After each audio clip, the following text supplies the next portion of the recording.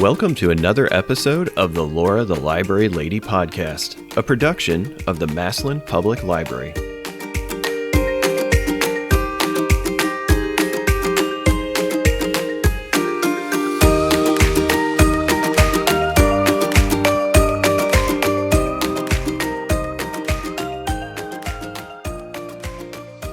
Hi, it's Laura the Library Lady here at the Massillon Public Library, coming to you from our studio in downtown Massillon, and I have a very special guest today. Would you like to introduce yourself and your business? Yeah, so my name's Jesus Mireles, also known by Junior, mostly here in Massillon and the Alliance area. So I own Don Pancho's Tex-Mex Grill in Alliance, but I started here in Massillon, worked at Margaritas in Massillon for many years and pretty much grew up there. So that's kind of how I got a hold of you, was through contacting Margaritas, and you're here representing your family who owns that business, right? Correct, yep. And so what's your dad's name? I know he's down there all the time. Jesus as well, so that's kind of where Junior came from. Oh, obviously, I get it.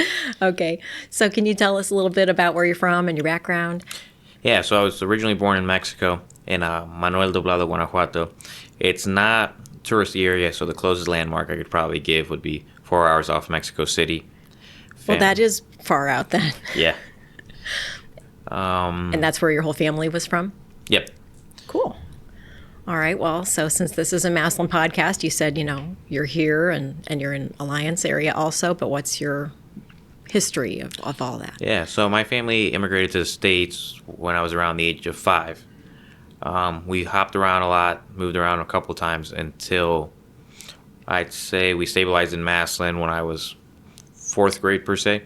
Went to Tuslaw first for 2 years, then ended up finishing off at Jackson from 6th grade and on, and pretty much grew up in my dad's restaurant. Cool. Well, I have to say, as a young-looking person, I don't want to be rude and ask your age, but how long ago was that? Oh, that. I mean, like when did you come to Massillon area? What year? It was when I was in 4th grade, so. So you're probably like 9.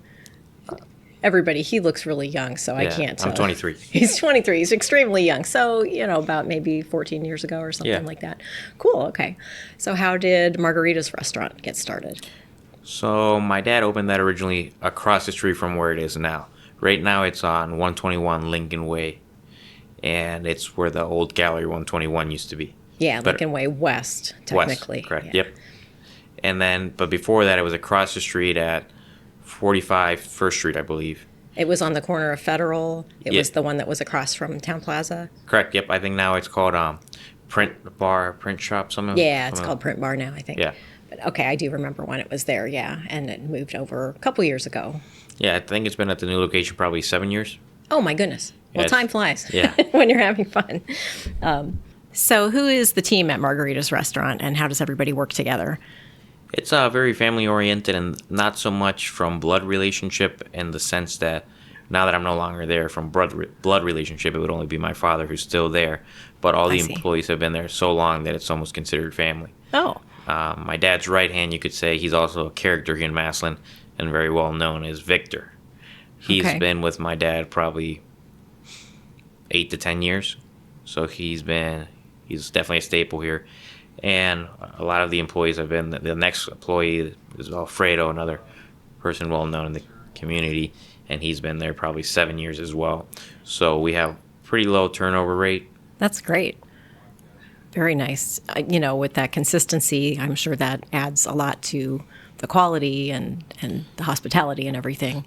Yeah, because a lot of people know you walk in there and the servers know what you're drinking before you even sit down. It gives that vibe or that different experience versus a chain where you walk in as a number. Right. Or Do you want to tell us a little bit about their menu?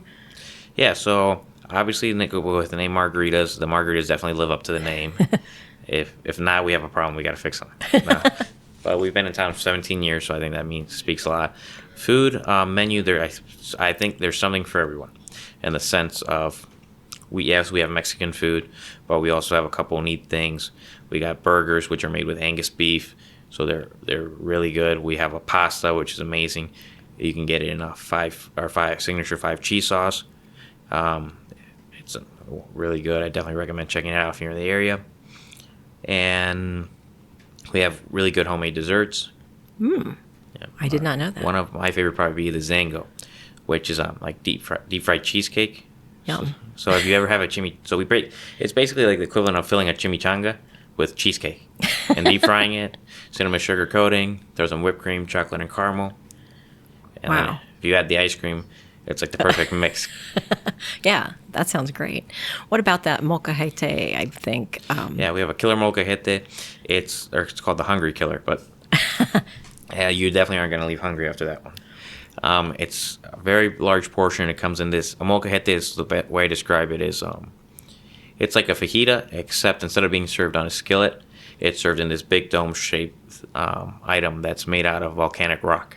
I was going to say, I thought it was something to do with a volcano. Okay. Yep. Right. Yep. And before you can even use it, you have to like season it. You have to take rice, salt, garlic, and a couple of things, and you have to close out all the pores.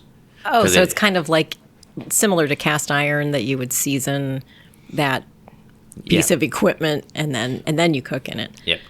Right. And you basically serve a fajita in it, and the popular one is like I said, the Hungry Killer. That one comes with all the proteins. It's got steak, chicken, shrimp, chorizo.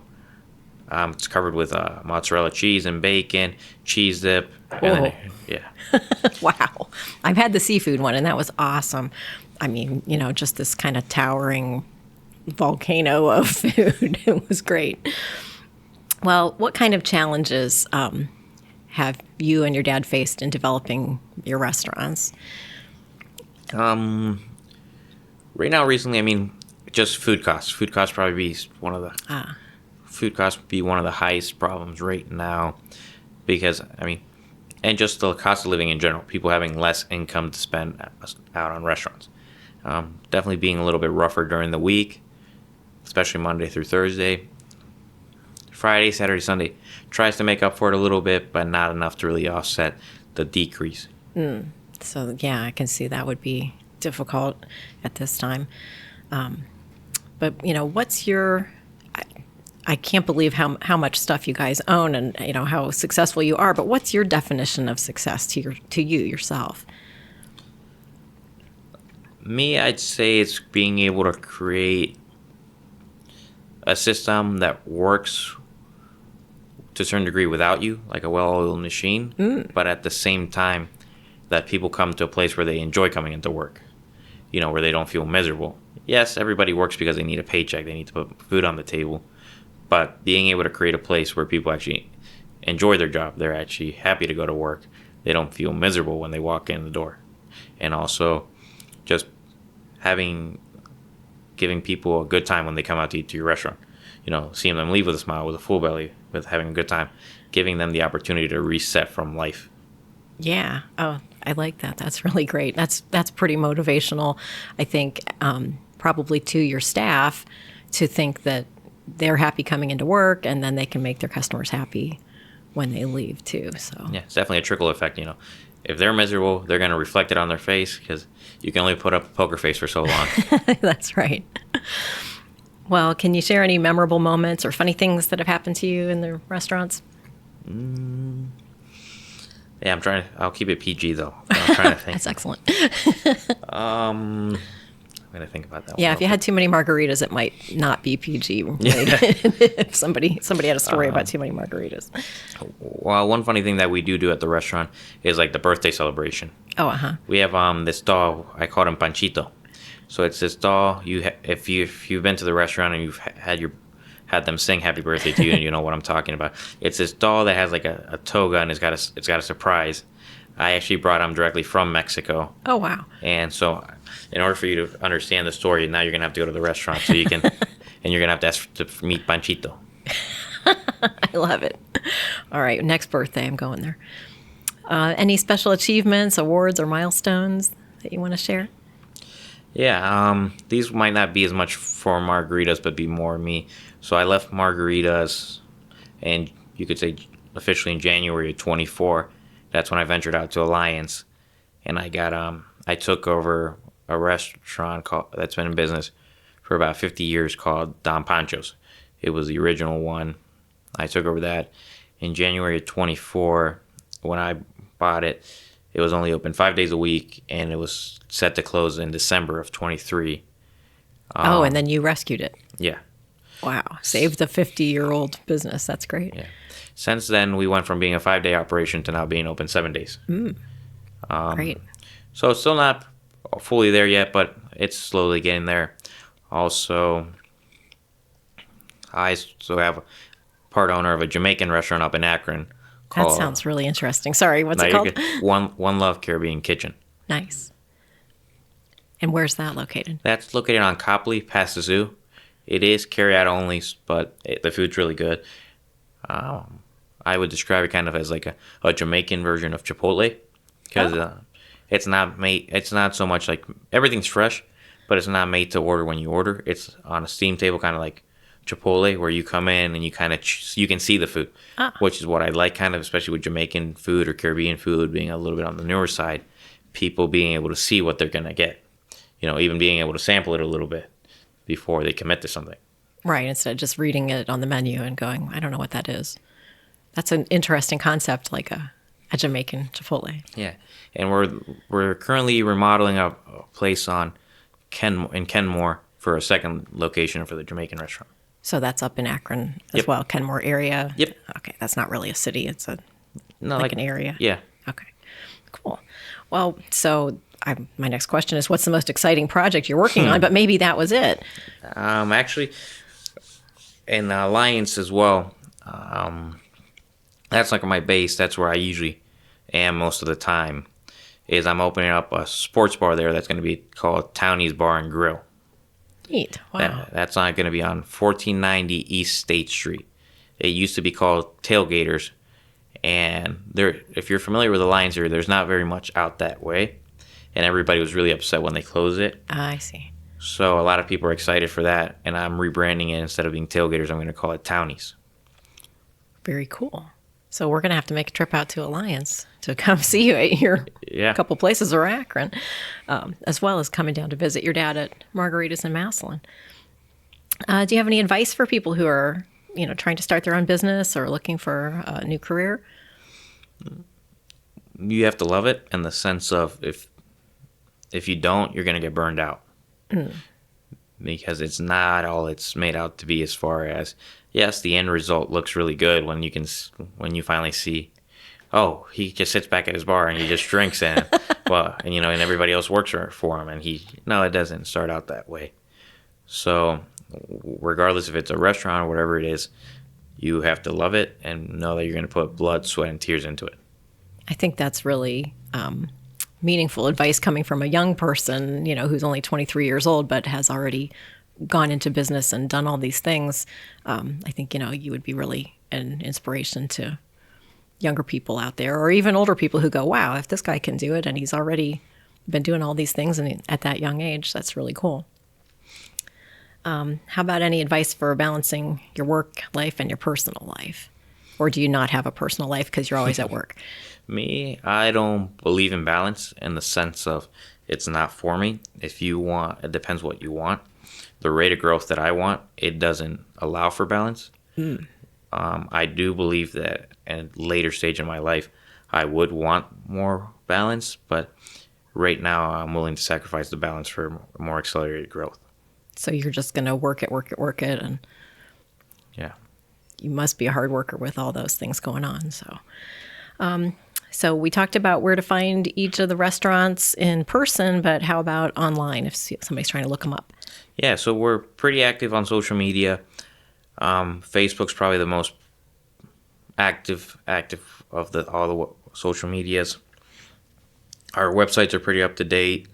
So like Margarita's website is www.margaritas121.com.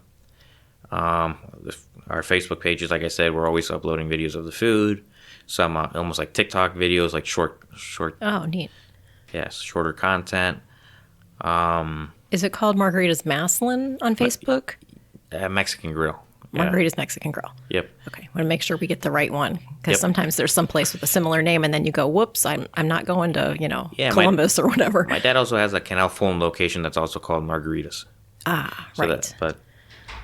And yeah, my restaurant's Don Pancho's Tex-Mex Grill. That one also same thing. Website's pretty up to date. Facebook, we're pretty active on it. Nice. So people can kind of find you all over the place, and Yeah, I'd say Facebook's probably the place to go. that makes it nice. Then people can see the food and see your menu and all of that stuff.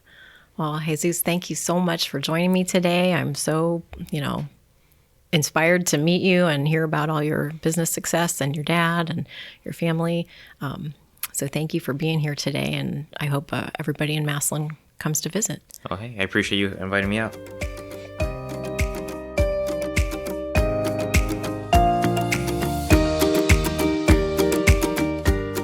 Thanks for listening to the Laura the Library Lady podcast. Be sure to check out the rest of the episodes on the Massillon Public Library's YouTube channel. You can also find us on Apple Podcasts, Spotify, and many other podcast platforms.